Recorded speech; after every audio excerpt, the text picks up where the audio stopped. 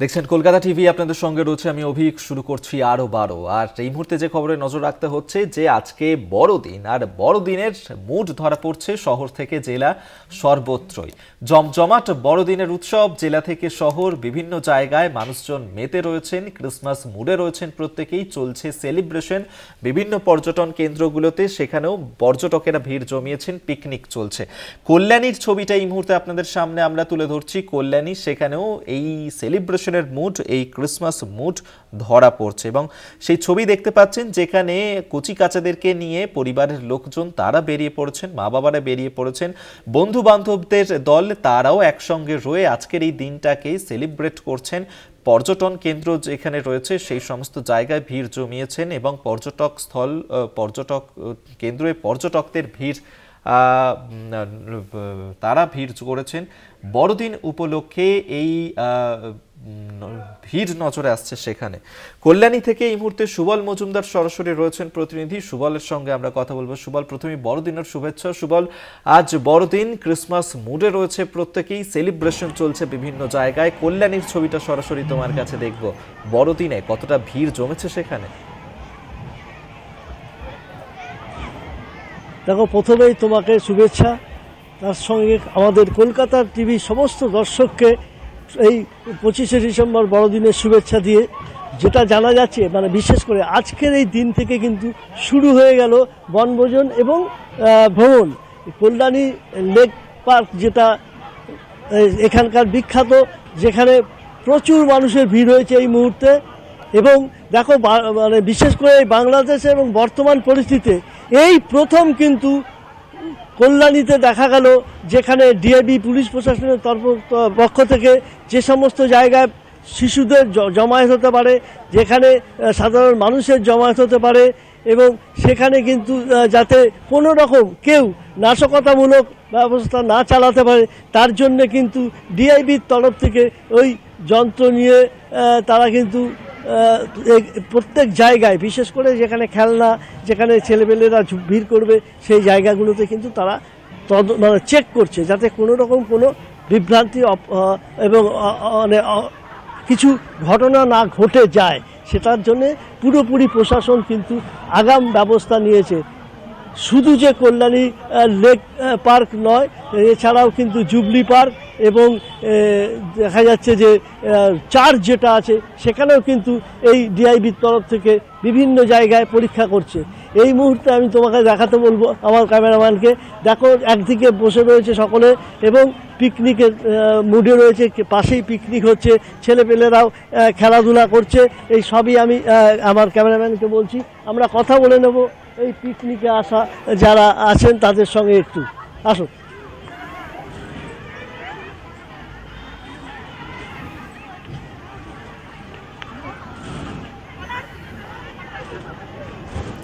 কোথা থেকে এসছেন দাদা? আমরা ত্রিবেণী থেকে এসেছি। একটু এদিকে ঘুরে। দিদি ভাই, কোথা থেকে তোমরা এসছো? ত্রিবেণী থেকে। হ্যাঁ, ত্রিবেণী। এখানে কি ঘুরতে না পিকনিক করতে? ওই পিকনিক করতেই। কিভাবে আজকের দিনটাকে উপভোগ করছো? খুব, মানে আমার এরা সব কাছের লোকজন, সব কাছের মানুষ, তাদেরকে নিয়ে একসাথে খাওয়া দাওয়া, মজা করা, এইভাবেই উপভোগ করছি আজকের দিনটা। এখানে এসছি, বেশ ভালো লাগছে। তুমি শুনলে যে এখানে এসছে পিকনিক, তার সঙ্গে বিভিন্ন জায়গায় ঘোরা, দেখা এবং সারাটা দিন এই 25শে ডিসেম্বরের বড়দিনটাকে পুরোপুরি উপভোগ করে নেওয়া, তার জন্যই কিন্তু তারা আজকে এখানে আসি রয়েছে। ছোটো ছোটো ছেলেমেয়েরা যারা আসছে, আমরা একটু ছোটো ছেলেমেয়েদের সঙ্গে কথা বলবো। আমার ক্যামেরাম্যানকে বলবো একটু যদি ওদিকে নেয়। হ্যাঁ, কোথা থেকে এসেছো তুমি? মদনপুর থেকে। মদনপুর থেকে। কিরম লাগছে এখানে? ভালো লাগছে। হ্যাঁ, তুমি শুনতে পেলে যে মদনপুর থেকে বাবা মার সঙ্গে একদম এসেছে, যে ওই শিশুটি এখানে ঘুরে দেখছে এবং সব কিছু আনন্দ উপভোগ করে নিতে চাইছে। এবং পাশেই যে দোলনা, সেখানে চড়ার জন্য রীতিমতো সে লাইন দিয়ে দাঁড়িয়েছে। অভিক, আপাতত ধন্যবাদ জানাবো তোমাকে সুবল মজুমদার, এতক্ষণ সরাসরি কল্যাণী থেকে আমাদের সঙ্গে ছিলেন প্রতিনিধি এবং কল্যাণীর ছবিটা এই মুহূর্তে তুলে ধরছিলেন সুবল। এবং সেখানে দেখতে পাচ্ছেন যে সপরিবারে তো রয়েছেন মানুষজন, অন্যদিকে বন্ধু বান্ধবরা তারা একত্রিত হয়েছে, বন্ধু বান্ধবরা তারাও আজকে বড়দিনের সেলিব্রেশন মুডে রয়েছে, প্রত্যেকেই একসঙ্গে একত্রিত হয়ে নিজেদের মতন করে বিভিন্ন জায়গাতেই বড়দিনের আনন্দে মেতে উঠেছেন এবং ক্রিসমাস মুড যেহেতু আজকে রয়েছে সেই ক্রিসমাস মুডে প্রত্যেকেই গা ভাসিয়েছেন। বিভিন্ন পার্ক থেকে শুরু করে পিকনিক স্পট, সেখানে একসঙ্গে চলছে রান্না করা, খাওয়া দাওয়া, আনন্দ, হই হুল্লোড়, নাচ গান, প্রত্যেকেই জমিয়ে আনন্দ করছেন। 25শে ডিসেম্বরের আনন্দ তো রয়েছে বটে, পাশাপাশি বর্ষ শেষের আনন্দও একসঙ্গে উপভোগ করছেন প্রত্যেকে। জমজমাট বড়দিনের উৎসব, বিভিন্ন গির্জায় গির্জায় তো প্রার্থনা চলছেই এবং গতকাল রাত থেকেই সেই ছবি ধরা পড়েছে বিভিন্ন জায়গাতে। আজ সকাল থেকে বড়দিনের উৎসব উপলক্ষেই চলছে সেলিব্রেশন গোবরডাঙ্গায়, সেখানেও এই একই ধরনের ছবি ধরা পড়ছে। বড়দিনের জমজমাট গোবরডাঙ্গা, সেখানেও দেখতে পাচ্ছেন যে পার্কে তা কচিকাচারা ভিড় জমিয়েছে এবং সেখানেও একসঙ্গে চলছে খাওয়া দাওয়া, হই হুল্লোড়, নাচ গান। সেই ছবি এই মুহূর্তে তুলে ধরছি। দেখতেই পাচ্ছেন যে পিকনিক স্পটগুলোতে পিকনিক করছেন প্রত্যেকেই। দেবাশিস মণ্ডল সরাসরি আমাদের সঙ্গে গোবরডাঙ্গা থেকে রয়েছেন প্রতিনিধি। দেবাশিস, বড়দিনের শুভেচ্ছা তোমাকে। প্রথমেই বড়দিনে গোবরডাঙ্গা, সেখানে কতটা জমজমাট ছবি ধরা পড়ছে সরাসরি সেটাই দেখতে চাইবো তোমার কাছে দেবাশিস।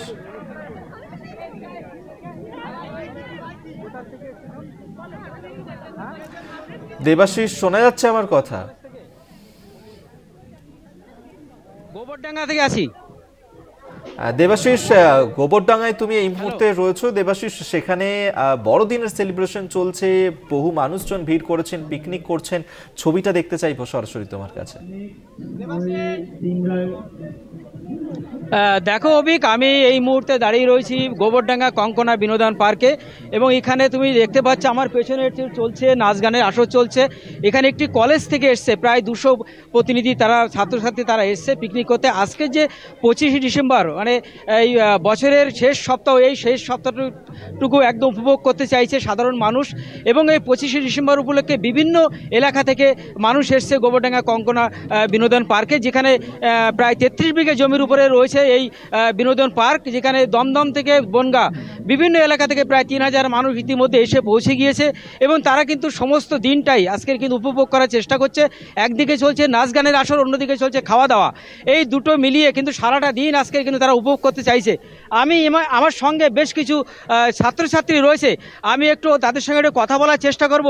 তোমরা কোথা থেকে এসছো? আমরা Habra Shri Chaitanya college NCC department থেকে এসেছি। আচ্ছা, মানে আজকের কি দিনটা কি বছরের শেষ সপ্তাহ, এই দিনটাকে কিভাবে উপভোগ করবে?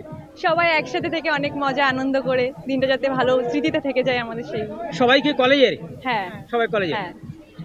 তুমি শুনলে, আমি আর একজন ছেলেদের একটু কথা জানতে চাইছি। তুমি কোথা থেকে এসেছো? হাবড়া থেকে।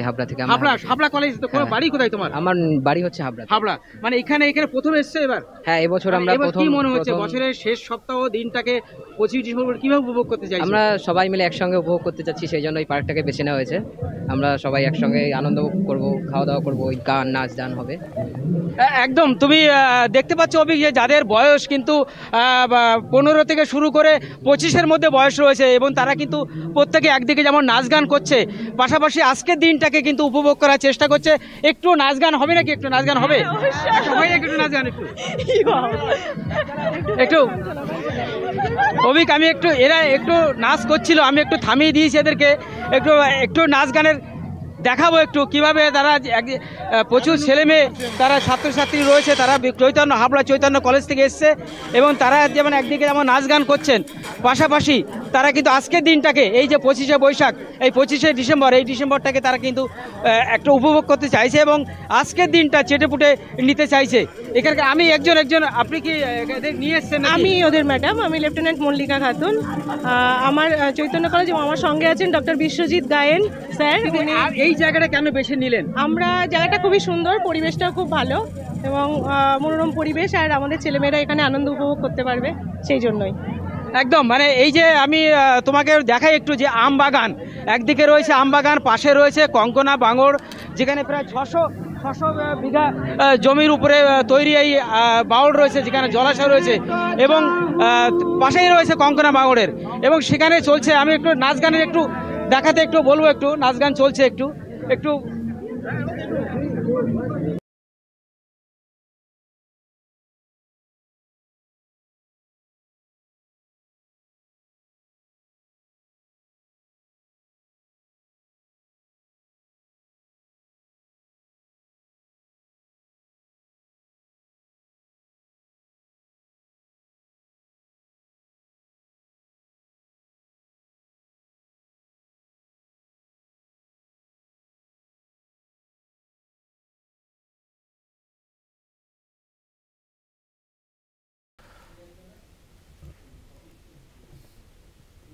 বড়দিনের খবরে তো অবশ্যই নজর থাকবে, তবে এই মুহূর্তে আরো একটি গুরুত্বপূর্ণ খবর দেবো আপনাদেরকে। দিল্লির মুখ্যমন্ত্রী অতিশী, তাকে গ্রেফতার করা হতে পারে এমনই আশঙ্কা। দিল্লির মুখ্যমন্ত্রী অতিশীকে গ্রেফতারের আশঙ্কা রয়েছে। ভুয়ো মামলায় তাকে গ্রেফতারের আশঙ্কা কেজরিওয়ালের। জনকল্যাণমূলক প্রকল্প বানচাল করতেই কেন্দ্রের চক্রান্ত, দাবি আপ সুপ্রিমো কেজরিওয়ালের। আপনাদেরকে জানিয়ে রাখবো, যেখানে দিল্লির মুখ্যমন্ত্রী অতিশী, তাকে গ্রেফতার করা হতে পারে এমনই আশঙ্কা করছেন কেজরিওয়াল। এমনটাই কিন্তু আপ সুপ্রিমো কেজরিওয়াল তিনি যেমনটা দাবি করছেন যে জনকল্যাণমূলক প্রকল্প বানচাল করতেই কেন্দ্র এই চক্রান্ত করছে এবং তাকে ভুয়ো মামলাতে গ্রেফতার করা হতে পারে অতিশীকে, এমনটাই মনে করছেন কেজরিওয়াল। অরবিন্দ কেজরিওয়াল তিনি কিন্তু তেমনটাই জানিয়েছেন। দিল্লির মুখ্যমন্ত্রী অতিশীকে গ্রেফতারের আশঙ্কা করছেন তিনি। ভুয়ো মামলাতে গ্রেফতার করা হতে পারে তাকে, এমনই আশঙ্কা অরবিন্দ কেজরিওয়ালের। আপ সুপ্রিমো তিনি বলছেন যে জনকল্যাণমূলক প্রকল্প বানচাল করতেই এই চক্রান্ত করছে কেন্দ্র। জয়ন্ত চৌধুরী আমাদের সঙ্গে টেলিফোনে রয়েছেন প্রতিনিধি, আরো বিস্তারিত জানবো। জয়ন্ত দা, ঠিক কি কারণে এই ধরনের আশঙ্কা করছেন অরবিন্দ কেজরিওয়াল? হ্যাঁ, মানে খুব বড় রকমের একটা দাবি কেজরিওয়াল করেছেন যে যে কোনো মুহূর্তে দিল্লির মুখ্যমন্ত্রী অতসীকে গ্রেপ্তার করতে পারে, ভুয়ো মামলায় গ্রেপ্তার করতে পারে। ভুয়ো মামলা কেন না, উনি তার বক্তব্য হচ্ছে, দাবি হচ্ছে, তিনি সোশ্যাল মিডিয়ায় সেটা জানিয়েছেন, তার দাবি হচ্ছে যে এই কিছুদিন আগে আপ একাধিক জনকল্যাণমূলক কিছু প্রকল্প নিয়েছিল।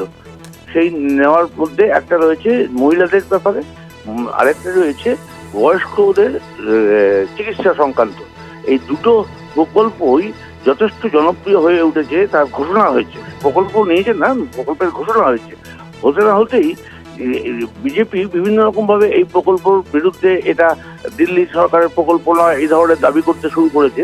তার ফলে অরবিন্দ কেজরিওয়াল, প্রাক্তন মুখ্যমন্ত্রী, এবং আপ করেছেন যে এই অজুহাত দেখিয়ে কোনোভাবে যাতে এই প্রকল্প জনপ্রিয় না হয়ে উঠতে পারে, এবং নির্বাচনী সামনেই ফেব্রুয়ারিতে আমরা জানি বিধানসভা নির্বাচন দিল্লিতে, সেই বিধানসভা নির্বাচনের আগে তাদেরকে কোনোভাবে গ্রেপ্তার করা এবং এই প্রকল্প যাতে বানচাল হয়ে যায়, যাতে কোনো রকমভাবে গন্ডগোল হয়ে যায়, এই একটা করার চক্রান্ত চলছে বলে অরবিন্দ কেজরিওয়াল দাবি করেছেন তার সমাজ মাধ্যমে।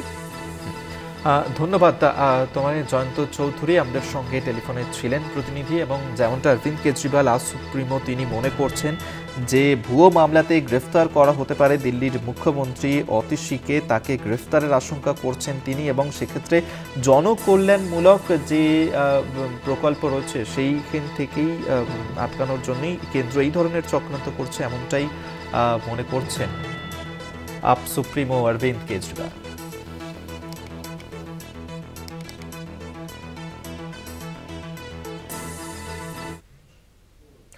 সরাসরি মুখ্যমন্ত্রী নম্বরে ফোন করে পাঁশকুড়ায় বাড়ি পেলেন বহু বিজেপি নেতাকর্মী। মুখ্যমন্ত্রীর রাজনৈতিক রং দেখেন না দাবি তৃণমূলের। বিজেপির পঞ্চায়েত সদস্যরা প্রভাব খাটিয়ে বাড়ি পাচ্ছেন, এই অভিযোগেই শুরু হয়েছে রাজনৈতিক দরজা। তালিকায় রয়েছে পাঁশকুড়ার বিজেপির পঞ্চায়েত প্রধানের ভাসুর, পঞ্চায়েত সদস্য সহ আরো অনেকে। পাঁশকুড়া ব্লকের হাউর গ্রাম পঞ্চায়েতের বিজেপির প্রধান ছন্দা জানা মণ্ডল, তার ভাসুর উত্তম মণ্ডল সক্রিয় বিজেপি কর্মী। সরাসরি মুখ্যমন্ত্রীকে ফোন করে পেলেন আবাসের বাড়ির টাকা। এই গ্রাম পঞ্চায়েত আগে তৃণমূলের দখলে ছিল। অভিযোগ, তার বাড়ির নাম যতবার তোলা হতো আবাস তালিকায় ততবার তার ভাইয়ের পাকা বাড়ি দেখিয়ে নাম কেটে দিত তৃণমূল। এখন গ্রাম পঞ্চায়েতে ক্ষমতায় এসেছে বিজেপি। আবাসের ঘর পেয়েছেন বিজেপির নেতা কর্মীরা এবং সেক্ষেত্রে সরাসরি মুখ্যমন্ত্রী নম্বরে ফোন করে তারা আবাসের টাকা পেয়েছেন, প্রথম কিস্তির টাকা, এবং আবাসের ঘর পেয়েছে বিজেপির নেতা কর্মীরা। এর আগে যদিও তাদের নাম কেটে দেওয়া হতো এমনটি কিন্তু বলছেন তারা, তবে এখন গ্রাম পঞ্চায়েতের ক্ষমতায় রয়েছে বিজেপি এবং সেক্ষেত্রে সরাসরি মুখ্যমন্ত্রী নম্বরে ফোন করে তারা আবাসের টাকা পেয়েছেন এমনটাই বলছেন।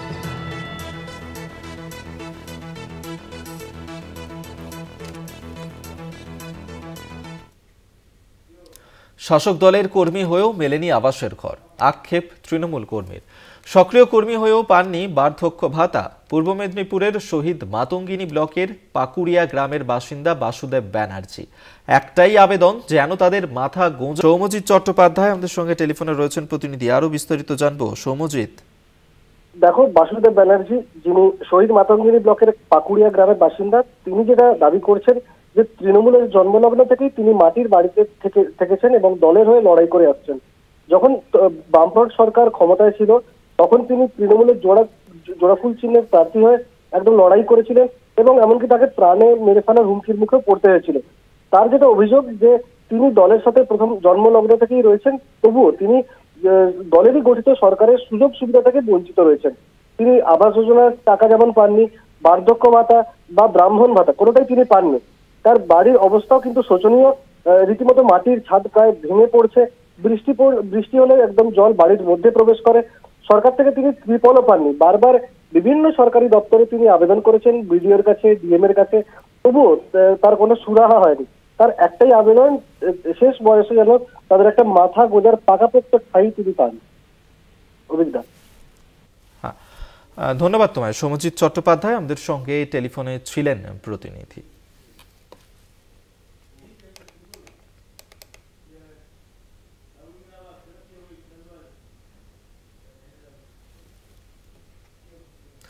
কোনো সরকারি আধিকারিক বা কর্মী, জনপ্রতিনিধি বাংলার বাড়ি প্রকল্পে ঘর পাইয়ে দেওয়ার নাম করে টাকা চাইলে দেবেন না।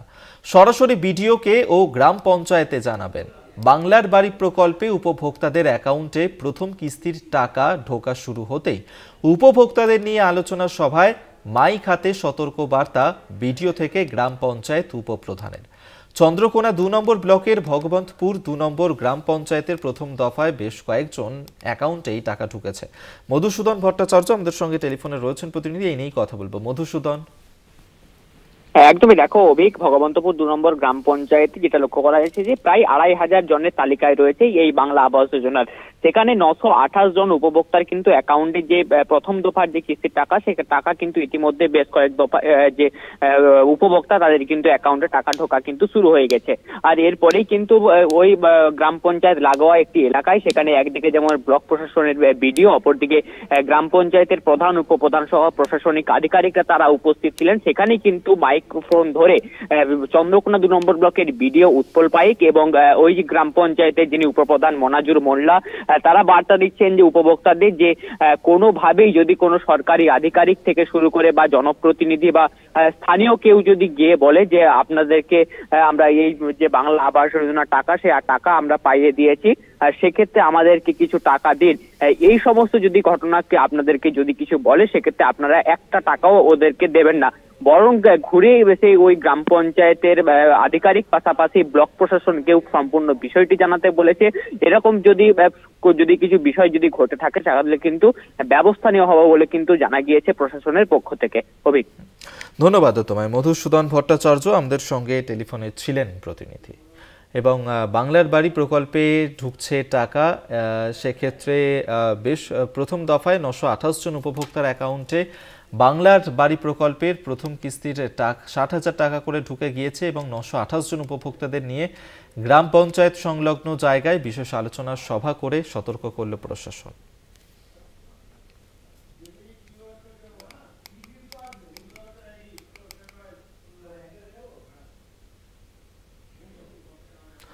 বড়দিনের আগে পাক্ষিক মজুরি না পেয়ে বিক্ষোভে সামিল চা শ্রমিকরা। জলপাইগুড়ির মাটিয়ালি ব্লকের কিলকোট চা বাগানের ঘটনা। ক্ষুব্ধ শ্রমিকেরা মঙ্গলবার মজুরি না পেয়ে বাগানের ম্যানেজারের বাংলোতে বিক্ষোভ দেখায়। পরিস্থিতি সামাল দিতে নামে বিশাল পুলিশ বাহিনী। যদিও এই বিষয়ে বাগান কর্তৃপক্ষের কোনো বক্তব্য পাওয়া যায়নি। জানা গেছে কিলকোট চা বাগানের শ্রমিকদের 23শে ডিসেম্বর পাক্ষিক মজুরি দেওয়ার কথা ছিল, কিন্তু বাগান কর্তৃপক্ষ জানায় সকল শ্রমিকদের মজুরি আসেনি, তাই সকলকে দেওয়া যাবে না। ম্যানেজারের এই কথা শুনে ক্ষুব্ধ হয়ে পড়েন শ্রমিকরা। পাক্ষিক মজুরি না পেয়ে বিক্ষোভ দেখাচ্ছেন চা শ্রমিকরা এবং সেই বিক্ষোভে সামিল হন তারা। জলপাইগুড়ির মাটিয়ালি ব্লকের কিলকোট চা বাগানের এই ঘটনা।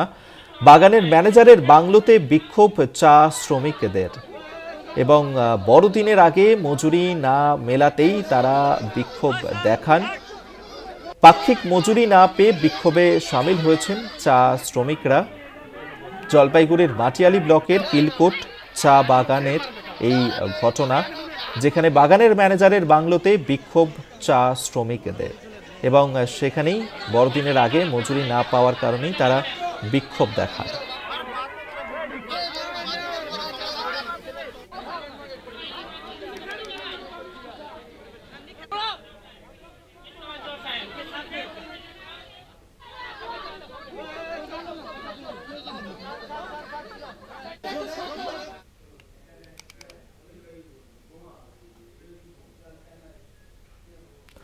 মঙ্গলবার রাতে মুর্শিদাবাদের জলঙ্গি থানার ইন্নাথপুর শিশু শিক্ষা কেন্দ্র থেকে 200 মিটার দূরত্বে তাজা দড়ি বোমা উদ্ধার ঘিরে চাঞ্চল্য।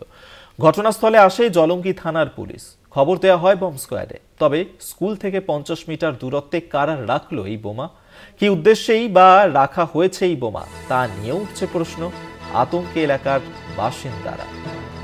আপনাদেরকে জানিয়ে রাখবো, জলঙ্গি থানার পুলিশ সেখানে ঘটনাস্থলে যায় এবং সেখানে যেখানে বোমা উদ্ধার করা হয়েছে, বম্ব স্কোয়াডের আধিকারিকরা তারাও ঘটনাস্থলে আসেন এবং বোমা উদ্ধারকে কেন্দ্র করেই চাঞ্চল্য ছড়ায় মুর্শিদাবাদের জলঙ্গিতে। সেখানেই এই তাজা বোমা উদ্ধার করা হয়েছে মঙ্গলবার রাতের বেলায়। মুর্শিদাবাদের জলঙ্গি থানার ইন্নাথপুর শিশু শিক্ষা কেন্দ্র থেকে 200 মিটার দূরত্বে তাজা দড়ি বোমা উদ্ধার ঘিরে চাঞ্চল্য। ঘটনাস্থলে আসে জলঙ্গি থানার পুলিশ। খবর দেওয়া হয় বম্ব স্কোয়াডে। তবে স্কুল থেকে 50 মিটার দূরত্বে কারা রাখলো এই বোমা, কি উদ্দেশ্যেই বা রাখা হয়েছে এই বোমাগুলো, তা নিয়েও প্রশ্ন উঠতে শুরু করেছে। আতঙ্কে রয়েছে এলাকাবাসী।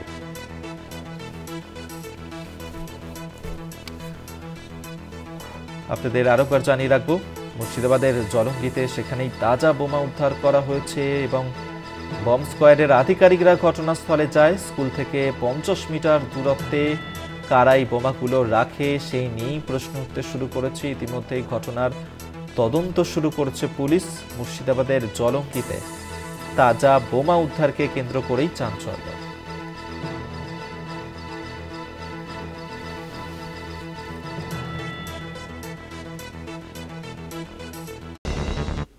খাঁচার চারপাশ ঘুরেও টোপ গিলছে না বাঘিনী। এবার বন দফতরের তরফে বসানো হচ্ছে স্মার্ট ট্র্যাপ ক্যামেরা।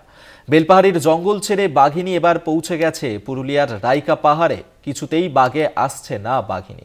চেষ্টায় বন দফতরের কর্মীরা রাইকা পাহাড়ে একাধিক খাঁচা পেতে টোপ দিয়ে অপেক্ষা করছিলেন বনকর্মীরা, কিন্তু বাঘিনী সেই খাঁচায় ধরা পড়েনি। রাতে খাঁচার কাছাকাছি এলেও শেষ পর্যন্ত টোপ গেলেনি সে। এই পরিস্থিতিতে বাঘিনীর গতিবিধির ওপর নজরদারি আরও বাড়াতে পুরুলিয়ার রাইকা পাহাড়ে স্মার্ট ট্র্যাপ ক্যামেরায় বসানোর সিদ্ধান্ত নেওয়া হয়েছে। রাতে বাঘিনীর গতিবিধির ওপর নজর রাখতে থাকছে ইনফ্রারেড ক্যামেরা যুক্ত ড্রোনের ব্যবস্থাও।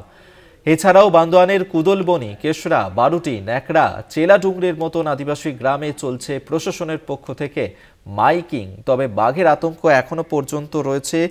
বাঘের আতঙ্ক সেখানে কিন্তু রয়েছে এবং সেক্ষেত্রে এখনো পর্যন্ত বাঘকে বাগে আনা যায়নি। তবে প্রশাসনের তরফ থেকে সব রকমভাবে চেষ্টা এখনো পর্যন্ত চালিয়ে যাওয়া হচ্ছে। বন দপ্তরের আধিকারিকরাও বিভিন্ন পন্থা অবলম্বন করছেন ওই বাঘিনীকে জালে ফেলার জন্য। তবে এখনো পর্যন্ত তাকে বাগে আনা সম্ভব হয়নি। পুরুলিয়ার রাইকা পাহাড়ে নজরদারি রয়েছে বন দফতরের।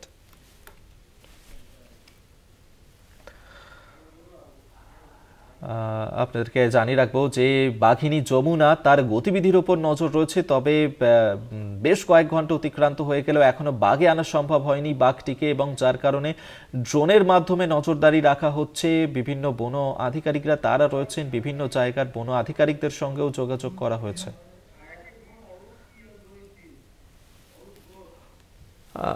অরূপ ঘোষ এই মুহূর্তে আমাদের সঙ্গে টেলিফোনে রয়েছেন, প্রতিনিধি, বিস্তারিত জানবো। অরূপ, এখনো পর্যন্ত বাগে আনা সম্ভব হয়নি বাঘিনীকে, বন দপ্তরের আধিকারিকরা তারা কি মনে করছেন, কি কি পন্থা এখনো নিচ্ছেন তারা?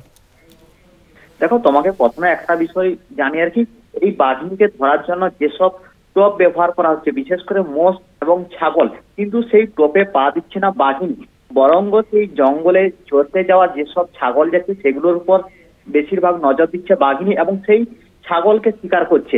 তবে বন আধিকারিকদের সাথে এই বিষয়ে আমরা কথা বলে তাদের ধারণা, এই রাইকা পাহাড়ের জঙ্গলে যথেষ্ট সংখ্যক বনশুকর রয়েছে, ফলে বাঘিনীর খাবারের তেমন অভাব হচ্ছে না, যে কারণে খাঁচায় থাকা ছাগল বা মহিষের টোপ সেভাবে কাজে লাগছে না। ফলে যেমন মানুষের মধ্যে আতঙ্ক ছড়াচ্ছে, তেমনি এই সময় শীতের মরশুমে পুরুলিয়াতে পর্যটকদের ঢল নামে, কিন্তু এই বাঘিনী আতঙ্কে জেরে পর্যটকেরও পরিমাণ অনেকটাই কম, ফলে মানুষ যেমন আতঙ্কিত তেমনি পর্যটকরা আতঙ্কিত। বিশেষ করে সেই জঙ্গল লাগোয়া বান্দোয়ানের যে কুদলবনি, কেসরা, বারুডি, চেলাডুঙ্গরি সহ একাধিক গ্রামে যেমন প্রশাসনের পক্ষ থেকে মাইকিং করা হচ্ছে, তেমনি মানুষকে সচেতন করা হচ্ছে, কিন্তু সময় যতই গড়াচ্ছে কিন্তু বাঘিনীর কোনো আভাস পেলেও নাগাল পাচ্ছে না বনকর্মীরা, ফলে তারাও হতাশ। এই মুহূর্তে সুন্দরবন এবং গুয়াহাটি থেকে 8 জন বিশেষজ্ঞকে আনা হয়েছে এই বাঘিনীকে ধরার জন্য, কিন্তু তারাও কোনো আভাস পেলেও নাগাল পাচ্ছে না। এছাড়াও বাঘিনীকে ধরার জন্য যেমন ড্রোন ক্যামেরায় তার উপর নজরদারি চালানো হচ্ছে, তেমনি যে জঙ্গল লাগোয়া এলাকাগুলিতে বসানো হচ্ছে স্মার্ট ট্যাপ ক্যামেরা, তারপরেও বাঘিনী ধরা পড়ছে না। কবে এই বাঘিনী ধরা পড়বে সেদিকেই তাকিয়ে রয়েছেন মূলত পুরুলিয়ার বাসিন্দারা। তোমাকে আরেকটা বিষয় আমি জানিয়ে রাখি, জিনাত যেভাবে পরিবর্তন করছে জায়গা, তাতেই কিন্তু ধরতে অসুবিধা হচ্ছে। আর ইতিমধ্যে যে জায়গায় বাঘিনী রয়েছে সেই জায়গাটা মূলত ফেডোজন হয়, বিশেষ করে নেটওয়ার্কেরও সমস্যা হচ্ছে, বাঘিনীর আভাস মাঝে মধ্যেও পাচ্ছেন না বনকর্মীরা, ফলে তারাও যেমন হতাশ হচ্ছেন তেমনি মানুষজনও আতঙ্কের মধ্যে দিন কাটাতে হচ্ছে। অভিজ্ঞতা। ধন্যবাদ তোমায়। অরূপ ঘোষ আমাদের সঙ্গে টেলিফোনে ছিলেন প্রতিনিধি। অর্থাৎ বিভিন্ন জায়গা থেকেই এখনো পর্যন্ত বাঘের অবস্থান কিন্তু জানা যায়নি, বন দপ্তরের আধিকারিকরা যেমনটা জানিয়েছেন, এবং সেক্ষেত্রে বিভিন্ন রকমভাবে চেষ্টা চালিয়ে যাচ্ছেন তারা। বিভিন্ন টোপও দেয়া হচ্ছে, গতকাল রাতেও টোপের কাছাকাছি এলেও সেই টোপের মধ্যে ধরা দেয়নি ওই বাঘিনী, এবং সেই টোপ এড়িয়ে আবার অন্যত্র চলে গিয়েছে বাঘিনী, যার কারণে এখনো পর্যন্ত তাকে ধরা সম্ভব হচ্ছে না বন দপ্তরের আধিকারিকদের পক্ষ থেকে। তবে বিভিন্ন জায়গার বন দপ্তরের আধিকারিকরা একে অপরের সঙ্গে যোগাযোগ রাখছেন, প্রতি মুহূর্তে ওই বাঘের ওপর নজরদারি চালানো হচ্ছে ড্রোনের মাধ্যমেও, তবে এখনো পর্যন্ত বাঘবন্দি করা সম্ভব হয়নি।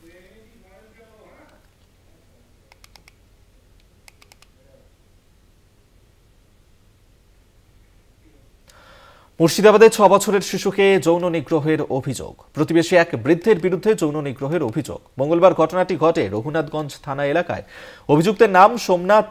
নির্যাতিতা ওই শিশুর মা জানান, রাস্তায় খেলার সময় তার মেয়েকে ঘরে ডেকে নিয়ে যায় সোমনাথ মাল, এরপরেই যৌন নিগ্রহ করে। বাড়ি ফিরে পরিবার জানায় ওই শিশু। রঘুনাথগঞ্জ থানায় লিখিত অভিযোগ দায়ের করে নির্যাতিতার পরিবার। ইতিমধ্যেই পুলিশ অভিযুক্তকে গ্রেফতার করেছে। এই ঘটনাই ঘটেছে যেখানে 6 বছরের শিশুকে যৌন নির্যাতনের অভিযোগ। ইতিমধ্যেই গ্রেফতার করা হয়েছে অভিযুক্ত সোমনাথ মালকে। 6 বছরের শিশুকে ঘরে ডেকে নিয়ে গিয়ে তাকে যৌন হেনস্থা করা হয়, এমনই অভিযোগ পরিবারের তরফে। প্রতিবেশী এক বৃদ্ধের বিরুদ্ধে এই অভিযোগই আনা হয়েছে পরিবারের তরফে রঘুনাথগঞ্জ থানা এলাকায়। সেখানে এই ঘটনা ঘটে এবং এই ঘটনাকে কেন্দ্র করেই চাঞ্চল্য ছড়ায়। ইতিমধ্যেই অভিযুক্ত সোমনাথ মাল, তাকে গ্রেফতার করেছে পুলিশ। 6 বছরের শিশুকে যৌন নিগ্রহের অভিযোগ। ইতিমধ্যেই পুলিশ অভিযুক্তকে গ্রেফতার করেছে। প্রতিবেশী এক বৃদ্ধের বিরুদ্ধেই এই যৌন নির্যাতন করার অভিযোগ। যেমনটা জানা গেছে, ওই শিশুকে বাড়িতে ডাকে ওই বৃদ্ধ, তারপরেই তার সঙ্গে এই ধরনের আচরণ করে সে। বাড়ি ফিরে শিশুটি তার পরিবারকে জানায় যে তাকে যৌন নিগ্রহ করা হয়েছে, ওই বৃদ্ধ তার সঙ্গে এই ধরনের আচরণ করেছে, এবং তারপরেই পরিবারের তরফে পুলিশে যোগাযোগ করা হয়, অভিযোগ জানানো হয়েছে। ঘটনায় গ্রেফতার করা হয়েছে অভিযুক্ত সোমনাথ মালকে।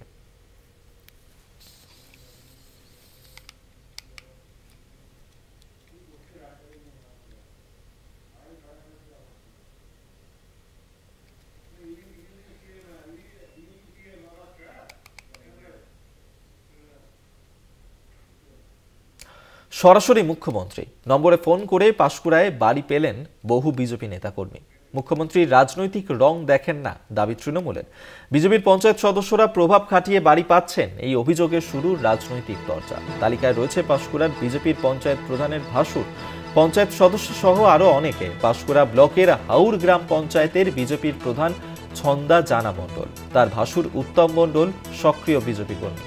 সরাসরি মুখ্যমন্ত্রীকে ফোন করে পেলেন আবাসের বাড়ির টাকা। এই গ্রাম পঞ্চায়েত আগে তৃণমূলের দখলে ছিল। অভিযোগ, তার বাড়ির নাম যতবার তোলা হতো আবাস তালিকায়, ততবার তার ভাইয়ের পাকা বাড়ি দেখিয়ে নাম কেটে দিত তৃণমূল।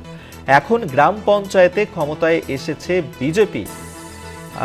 সরাসরি মুখ্যমন্ত্রীতে ফোন করেই মিলেছে আবাসের বাড়ির টাকা। আবাসের ঘর পেয়েছেন বিজেপির নেতা কর্মীরা। যদিও যেমনটা অভিযোগ করা হচ্ছিল যে এর আগে তৃণমূল ওই এলাকায় ক্ষমতায় ছিল, সেই সময় একাধিকবার আবাসের তালিকা থেকে তাদের নাম কেটে দেওয়া হয়েছে। এই মুহূর্তে ওই গ্রাম পঞ্চায়েতের দখলে রয়েছে বিজেপি। আবাসের ঘর পেয়েছেন বিজেপি নেতা কর্মীরা। সরাসরি মুখ্যমন্ত্রীর নম্বরে ফোন করেই ঘর পেয়েছেন তারা। এবং এক্ষেত্রে তৃণমূলের তরফ থেকে বলা হচ্ছে যে তৃণমূল এক্ষেত্রে রাজনৈতিক রং দেখে না, যারা যোগ্য প্রাপক তাদেরকেই এই প্রাপ্য দেয়া হয়। সেই জন্যই ওই বিজেপি নেতা কর্মীরা তারা আবাসের ঘর পেয়েছে।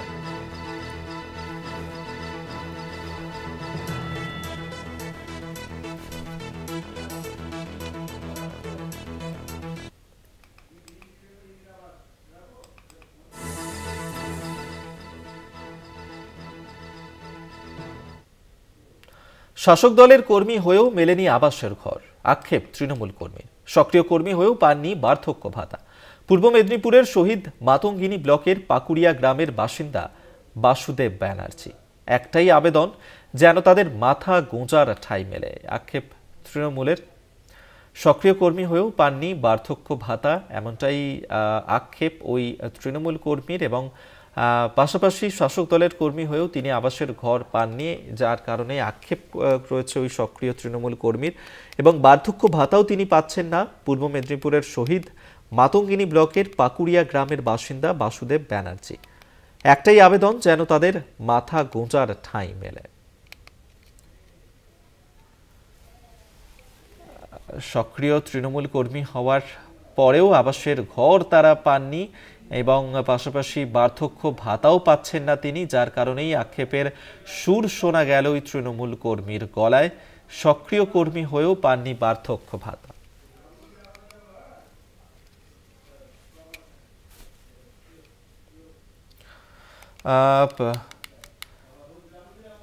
আপনাদেরকে জানিয়ে রাখবো যে কোনো সরকারি আধিকারিক বা কর্মী জনপ্রতিনিধি বাংলার বাড়ি প্রকল্পে ঘর পাইয়ে দেওয়ার নাম করে টাকা চাইলে দেবেন না। সরাসরি বিডিওকেও গ্রাম পঞ্চায়েতে জানাবেন।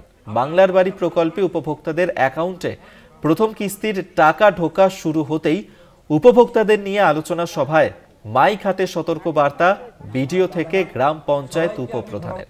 চন্দ্রকোনা ২ নম্বর ব্লকের ভগবন্তপুর ২ নম্বর গ্রাম পঞ্চায়েতে সেখানে প্রথম দফায় ৯২৮ জন উপভোক্তার অ্যাকাউন্টে বাংলার বাড়ি প্রকল্পের প্রথম কিস্তির ৬০,০০০ টাকা ঢুকে গিয়েছে। ৯২৮ জন উপভোক্তাদের নিয়ে গ্রাম পঞ্চায়েত সংলগ্ন জায়গায় বিশেষ আলোচনা সভা করল ব্লক প্রশাসন ও গ্রাম পঞ্চায়েত। সেখানেই সতর্কবার্তা প্রশাসনের তরফে। মধুসূদন ভট্টাচার্য আমাদের সঙ্গে টেলিফোনে রয়েছেন প্রতিনিধি, বিস্তারিত জানবো। মধুসূদন, সতর্কবার্তা জারি করা হচ্ছে প্রশাসনের তরফ থেকে, কি বলা হচ্ছে প্রশাসনের তরফে? একদমই দেখো অভিক, ভগবন্তপুর ২ নম্বর গ্রাম পঞ্চায়েত এলাকায় যে সমস্ত উপভোক্তাদের ইতিমধ্যে যে বাংলা আবাস যোজনার বাড়ির যে প্রকল্পের যে টাকা, সেই টাকা কিন্তু ইতিমধ্যে কিন্তু ঢুকে গিয়েছে। আর তারপরে কিন্তু সেই সমস্ত উপভোক্তাদের নিয়ে ওই গ্রাম পঞ্চায়েত লাগোয়া এলাকায় একটি সভার আয়োজন করা হয়, যেখানে ব্লকের বিডিও এবং কি ওই গ্রাম পঞ্চায়েতের প্রধান উপপ্রধান সহ বেশ কিছু প্রশাসনিক আধিকারিকরা তারা যেমন উপস্থিত ছিলেন। সেখানে কিন্তু বার্তা দেওয়া হয় যে এই যে আবাস যোজনা বাড়ি প্রকল্পের যে টাকা দেওয়া হয়েছে রাজ্যের তরফ থেকে, সেখান থেকে কোনো ব্যক্তি অর্থাৎ জনপ্রতিনিধি এমনকি শুরু করে প্রশাসনিক আধিকারিক যদি আপনাদেরকে যদি বলে যে আমরা এই যে বাংলা আবাস যোজনা টাকা আপনাকে ব্যাংকে আমরা দিয়েছি, এর জন্য আমাদেরকে কিছু টাকা দিন। যদি এরকম যদি কিছু ঘটনা ঘটে সেক্ষেত্রে ওদেরকে একটা টাকা না দিয়ে বরঞ্চ ওই যে গ্রাম পঞ্চায়েত এলাকা, সেই গ্রাম পঞ্চায়েত এলাকায় গ্রাম পঞ্চায়েতের প্রধান, উপপ্রধান সহ প্রশাসনিক আধিকারিকদের যেমন বিষয়টি জানাতে বলা হয়েছে, অপরদিকে কিন্তু সরাসরি বিডিও অফিসে এসে বিডিওকেও কিন্তু এই যে ঘটনা কিন্তু জানানোর কথা কিন্তু বলেছেন স্বয়ং বিডিও।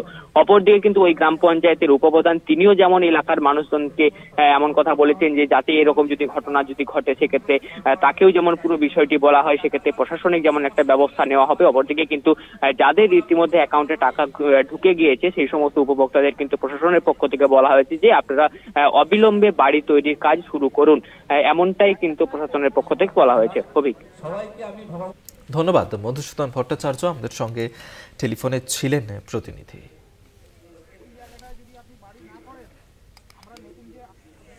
বড়দিনের আগে পাক্ষিক মজুরি না পেয়ে বিক্ষোভে সামিল চা শ্রমিকরা। জলপাইগুড়ির মাটিয়ালি ব্লকের কিলকোট চা বাগানের ঘটনা। ক্ষুব্ধ শ্রমিকেরা মঙ্গলবার মজুরি না পেয়ে বাগানের ম্যানেজারের বাংলোতে বিক্ষোভ দেখায়। পরিস্থিতি সামাল দিতে নামে বিশাল পুলিশ বাহিনী। কৌস্তব ভৌমিক আমাদের সঙ্গে টেলিফোনে রয়েছেন প্রতিনিধি, বিস্তারিত জানবো। কৌস্তব, চা শ্রমিকরা তারা কি দাবি তুলছেন? দেখো অভিক, চা বাগানের শ্রমিকদের যে পাক্ষিক যে একটা মজুরি থাকে সেই মজুরি তারা সঠিক সময় চাইছেন, কেননা উৎসবের মরশুম। তাদের যেটা বক্তব্য যে বড়দিনের উৎসবের আগে তারা তাদের পাক্ষিক মজুরি পাচ্ছেন না, আর এই কারণেই কিন্তু এই আন্দোলনের সূত্রপাত। তোমাকে বলে রাখবো যে গত 23শে ডিসেম্বর মেটেলি ব্লকের যে কিলকোট চা বাগান রয়েছে সেই কিলকোট চা বাগানের শ্রমিকদের যে পাক্ষিক যে মজুরি সেটা দেওয়ার কথা ছিল, তবে চা বাগান কর্তৃপক্ষ জানিয়ে দেন 23 তারিখের বদলে 24 তারিখ দেওয়া হবে, এবং 24 তারিখে যখন তারা সেই মজুরি না পায় তখনই কিন্তু বিক্ষোভ ব্যাপক আকার ধারণ করে। রীতিমতো চা বাগানের যে ফ্যাক্টরি গেট, সেই ফ্যাক্টরি গেট আটকে রেখে বিক্ষোভ দেখাতে থাকেন চা বাগানের শ্রমিকরা। এরপরেও যখন তাদের দাবি আদায় না হয়, এর পরবর্তীতে দেখা যায় চা বাগানের শ্রমিকরা কিন্তু রীতিমতো চা বাগানের যিনি প্রবন্ধক রয়েছেন, যে ম্যানেজার রয়েছেন, ওনার বাংলোর উদ্দেশ্যে রওনা হয় এবং বাংলোর ভিতরে ঢুকে পড়ে। পরিস্থিতি সামাল দিতে মাল মহকুমা পুলিশ আধিকারিকের নেতৃত্বে বিশাল পুলিশ বাহিনী ঘটনাস্থলে যায়। বলা যেতে পারে যে একদম সকাল থেকে যে বিক্ষোভের আঁচ দেখা যাচ্ছে সেটা রাত পর্যন্ত চলে, এবং পরবর্তীতে পুলিশের মধ্যস্থতায় বিক্ষোভকারী সেখানে সরে আসে। যেমন যেটা জানা যাচ্ছে, আজকে কিন্তু এই বিষয়ে মেটালি থানায় একটি লিখিত অভিযোগ দায়ের করার পাশাপাশি শ্রমিকদের তরফ থেকে হুঁশিয়ারি দেওয়া হয়েছে, যদি তারা সঠিক সময় তাদের পাক্ষিক যে মজুরি সেটা না পায় তবে আগামী দিনে কিন্তু চালসা থেকে মালবাজার গ্রামে যে 17 নম্বর জাতীয় সড়ক রয়েছে সেটা কিন্তু অবরোধ করবেন তারা। অভিক, ধন্যবাদ। কৌস্তব ভৌমিক আমাদের সঙ্গে টেলিফোনে ছিলেন প্রতিনিধি।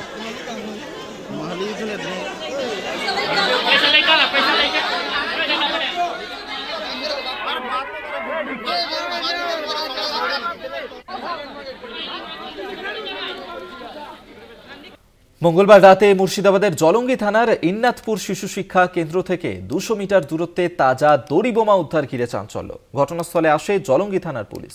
খবর দেওয়া হয় বম্ব স্কোয়াডে। তবে স্কুল থেকে 50 মিটার দূরত্বে কারা রাখলো এই বোমা, কি উদ্দেশ্যেই বা রাখা হয়েছে ওই বোমাগুলি, তা নিয়েও প্রশ্ন উঠতে শুরু করেছে। আতঙ্কে রয়েছেন এলাকার মানুষজন। রঘুনাথগঞ্জ থানা এলাকায় সেখানেই এই ঘটনা ঘটেছে, যেখানে তাজা বোমা উদ্ধার করা হয়েছে। মঙ্গলবার রাতেই সেই বোমাগুলিকে উদ্ধার করা হয়েছে এবং 6 বছরের শিশুকে যৌন নিগ্রহের অভিযোগ। আপনাদেরকে জানিয়ে রাখবো, যেখানে তাজা বোমা উদ্ধার করা হয়েছে এবং বোমা উদ্ধারকে কেন্দ্র করেই আতঙ্ক ছড়িয়েছে এলাকাবাসীদের মধ্যে, এবং সেখানে তাজা বোমা উদ্ধারকে কেন্দ্র করেই চাঞ্চল্য ছড়িয়েছে। তাজা বোমাগুলি কারা রাখল তা নিয়ে ইতিমধ্যেই প্রশ্ন উঠতে শুরু করেছে, এবং সেক্ষেত্রে এই বোমাগুলি কারা রেখেছিল, কি উদ্দেশ্য ছিল তার পিছনে, সেই নিয়ে ইতিমধ্যেই তদন্ত শুরু করেছে জলঙ্গি থানার পুলিশ। তারা ঘটনাস্থলে পৌঁছায়। খবর দেওয়া হয় বম্ব স্কোয়াডে। বম্ব স্কোয়াডের আধিকারিকরা ঘটনাস্থলে এসে পৌঁছায়। সেখানেই ওই তাজা বোমাগুলিকে উদ্ধার করা হয়েছে। স্কুল থেকে মাত্র 50 মিটার দূরত্বেই এই বোমাগুলিকে উদ্ধার করা হয়েছে। এর পিছনে থেকে কি উদ্দেশ্য ছিল, কারাই বোমাগুলিকে রেখে গিয়েছিল, তা নিয়ে ইতিমধ্যেই তদন্ত শুরু করেছে জলঙ্গি থানার পুলিশ। আপনাদেরকে জানিয়ে রাখবো, জলঙ্গি থানার পুলিশ তারা ঘটনাস্থলে পৌঁছায় এবং সেখানে গিয়ে এই বোমাগুলিকে উদ্ধার করে। বম্ব স্কোয়াডের আধিকারিকদেরকেও খবর দেওয়া হয়। স্কুলের থেকে মাত্র 50 মিটার দূরত্বেই বোমাগুলিকে পাওয়া যায়।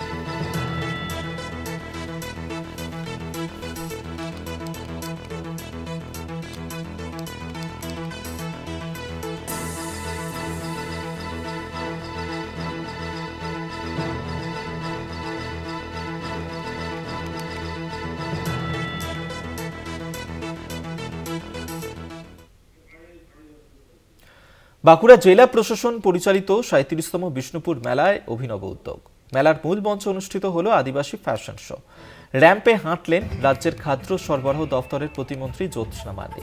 আদিবাসীরা কোনো অংশে কম নয় বার্তা মন্ত্রীর। একই সঙ্গে ক্যান্সার সচেতনতায় নৃত্য পরিবেশনও করেন তিনি। বিষ্ণুপুর মেলাতেই এই অভিনব উদ্যোগ এবং সেখানেই ক্যান্সার সচেতনতায় নৃত্য পরিবেশন করেন মন্ত্রী। সেই ছবি মুহূর্তে তুলে ধরছি। র্যাম্পেও হেঁটেছেন জ্যোৎস্না মান্ডি, সেই ছবি তুলে ধরছি আপনাদের সামনে। বিষ্ণুপুর মেলাতেই এই অভিনব উদ্যোগ। আদিবাসীরা কোনো অংশে কম নয় এমনটাই বার্তা তুলে ধরছেন মন্ত্রী।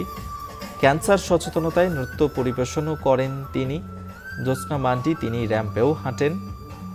অভিনব এই উদ্যোগ। বিষ্ণুপুর মেলায় অভিনব উদ্যোগ।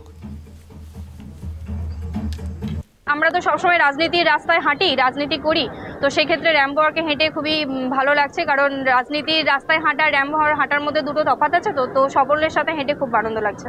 কোনো বার্তা দেবেন আদিবাসী ভাই বোনদের প্রতি? এটাই আমার বার্তা, যে শিক্ষা শিক্ষা শিক্ষা, পড়াশোনার আগে কিছু হয় না, পড়াশোনাটা তাদেরকে এগিয়ে নিয়ে যেতে হবে। সেটাই আজকে আমাদের মঞ্চে তুলে ধরেছি, যে পড়াশোনার মাধ্যমে আমাদের আদিবাসী ভাই বোনেরা অনেকটা এগিয়ে এসে, কেউ ডাক্তার, কেউ ইঞ্জিনিয়ার, কেউ পাইলট, কেউ বিভিন্ন পেশায় যুক্ত হয়ে সমাজকে রিপ্রেজেন্ট করছে সমাজ মাধ্যমে। National quality assurance standard certificate পেল রাজপুর সোনারপুর পুরসভা পরিচালিত গড়িয়া সুস্বাস্থ্য কেন্দ্র। কেন্দ্রীয় সরকারের তরফে সার্টিফিকেট। দক্ষিণ ২৪ পরগনার একমাত্র স্বাস্থ্য কেন্দ্র হিসেবে সার্টিফিকেট পেয়েছে গড়িয়া সুস্বাস্থ্য কেন্দ্র। হাসপাতালের পরিকাঠামো, রোগীর পরিষেবা, সহায়তা পরিষেবা, ক্লিনিক্যাল কেয়ার ও সংক্রমণের নিয়ন্ত্রণের ব্যবস্থাপনার উপর নির্ভর করে NQAS এর মান নির্ণয় করা হয়। সারা দেশ জুড়েই প্রতিটি স্বাস্থ্য কেন্দ্রের ওপর এই সমীক্ষা করা হয়। রাজপুর সোনারপুর পুরসভা পরিচালিত গড়িয়া সুস্বাস্থ্য কেন্দ্র। কেন্দ্রীয় সরকার কতগুলো ক্রাইটেরিয়ার উপর বেস করে যতগুলো আমাদের UPHC আছে, অর্থাৎ আরবান প্রাইমারি হেলথ সেন্টার, এগুলোতে ভিজিট করেন। তা আমাদের গড়িয়ায় যেটা UPHC আছে, সেই UPHCটা NQAS ভিজিট করেছে, এবং এই ভিজিটের শর্ত হচ্ছে যে যতক্ষণ 70% না পেলে, এটা কোয়ালিফাইং মার্কস হচ্ছে 70% পেলে তবে সেটাতে কোয়ালিফাই করতে পারে। তা আমরা এটাতে 87% পেয়েছি, এবং সাউথ ২৪ পরগনা ডিস্ট্রিক্টে আমাদের এটা প্রথম হয়েছে। তা আমরা যথেষ্টই এই ব্যাপারটায় খুশি, এবং স্বাস্থ্য পরিষেবার যে দিকটা, সমস্ত দিক বিচার করেই কেন্দ্রীয় সরকার এই সার্টিফিকেটটা দেন। তা সেটা অতীতেও আমাদের হয়েছে। আজকে আমরা গড়িয়ার সার্টিফিকেটটা পেলাম।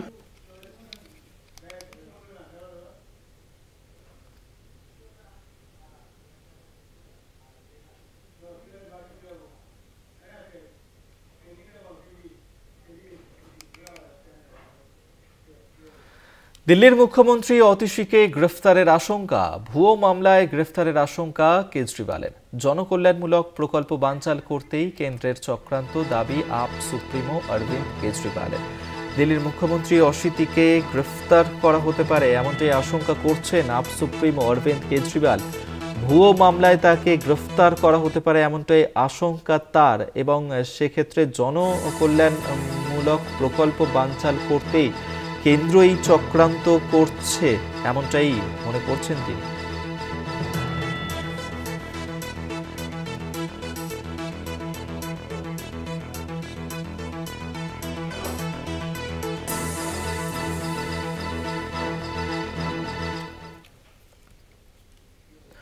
কলকাতা টিভির খবরের জের। ব্রহ্মপুত্রের চরে সাহেব শেখদের নিয়ে তল্লাশি। মিলল ডিটোনেটর, জিলেটিন স্টিক, AK-47 সহ প্রচুর অস্ত্র পাওয়া গিয়েছে সেখান থেকে। সকাল থেকেই সেখানেই তল্লাশি অভিযান চলছে, এবং ব্রহ্মপুত্রের চরে সেখানেই এগুলি উদ্ধার করা হয়েছে। কলকাতা টিভির খবরের জের। ব্রহ্মপুত্রের চরে সাহেব শেখদের নিয়েই তল্লাশি, এবং সেখানেই পাওয়া গিয়েছে ডিটোনেটর, জিলেটিন স্টিক, AK-47 সহ প্রচুর অস্ত্র সেখান থেকে উদ্ধার করা হয়েছে। সকাল থেকেই সেখানে এই তল্লাশি অভিযান জারি রয়েছে, এবং এই তল্লাশি তল্লাশি অভিযান এখনো পর্যন্ত চলছে, আর সেখান থেকেই ডিটোনেটর, জিলেটিন স্টিক, AK-47 সহ প্রচুর অস্ত্র উদ্ধার করা হয়েছে। কলকাতা টিভির খবরের জের ব্রহ্মপুত্রের চরেই সাহেব শেখদের নিয়ে এই তল্লাশি অভিযান চালানো হয়। সেই তল্লাশি অভিযান চলছে এবং সেখানেই ডিটোনেটর পাওয়া গিয়েছে, জিলেটিন স্টিক পাওয়া গিয়েছে, AK-47 সহ প্রচুর অস্ত্র পাওয়া গিয়েছে। সকাল থেকেই চলছে তল্লাশি অভিযান।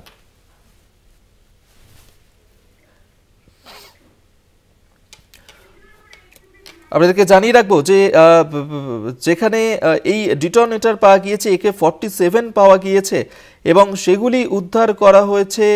কলকাতা টিভির খবরের জের ব্রহ্মপুত্রের চরে সাহেব শেখদেরকে নিয়ে তল্লাশি চালানো হয়, আর সেই সময় উদ্ধার করা হয়েছে ডিটোনেটর, জিলেটিন স্টিক, AK-47, আরও অনেক আগ্নেয়াস্ত্র সেখান থেকে পাওয়া গিয়েছে। এই তল্লাশি অভিযান এখনও চলছে সেখানে এবং কলকাতা টিভির এই খবরেই শিলমোহর, ব্রহ্মপুত্রের চরে সাহেব শেখদের নিয়েই তল্লাশি।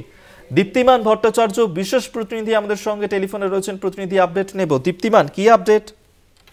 দেখো, আমরা এই খবরটা করেছিলাম দুদিন আগে এবং সেখানে কিন্তু স্পষ্টই বলেছিলাম যে এই সাহেব শেখ নিয়ে কিন্তু বিভিন্ন জায়গায় ঘুরে গিয়েছিলেন এবং সেখানে গিয়ে সে কিন্তু ডিটোনেটর থেকে আরম্ভ করে জিলেটিন স্টিক কার কি করে কেনা যায়, প্রত্যেকটি কয়েকটি খাদানে গিয়েও সে গিয়ে সেখানে কথা বলে এবং সেখানে বলে প্রকিউরমেন্ট করার জন্য সে অর্ডারও দেয় এবং সেখান থেকে ফিরে আসে। এবং এই খবরটি জিজ্ঞাসাবাদের সময় যখন জানতে পারে এবং পরবর্তীকালে আসাম পুলিশ তাদেরকে যখন জিজ্ঞাসাবাদ করে, সেই জিজ্ঞাসাবাদের সময় সে জানতে পারে যে ব্রহ্মপুত্রের চরে তাদের ট্রেনিং চলতো এবং সেখানে কিন্তু আর্মস ট্রেনিং চলতো।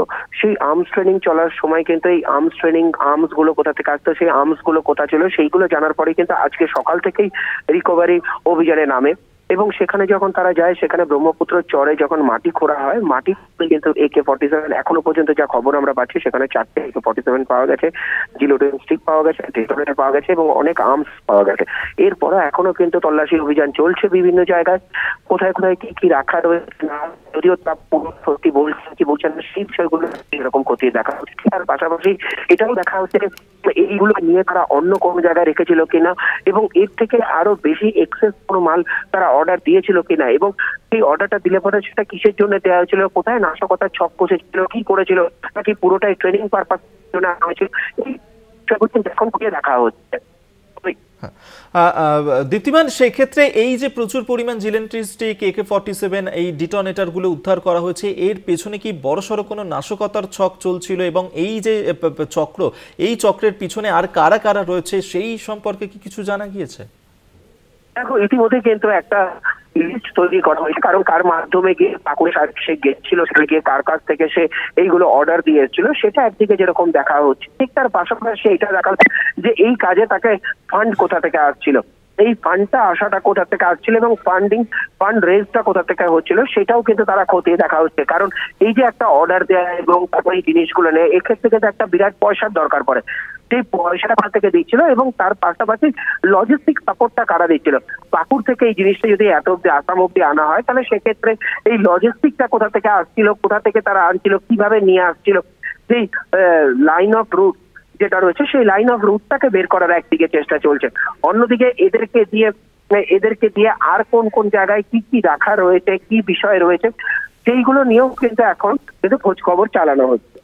ধন্যবাদ তোমায়। বিশেষ প্রতিনিধি দীপ্তিমান ভট্টাচার্য আমাদের সঙ্গে টেলিফোনে ছিলেন।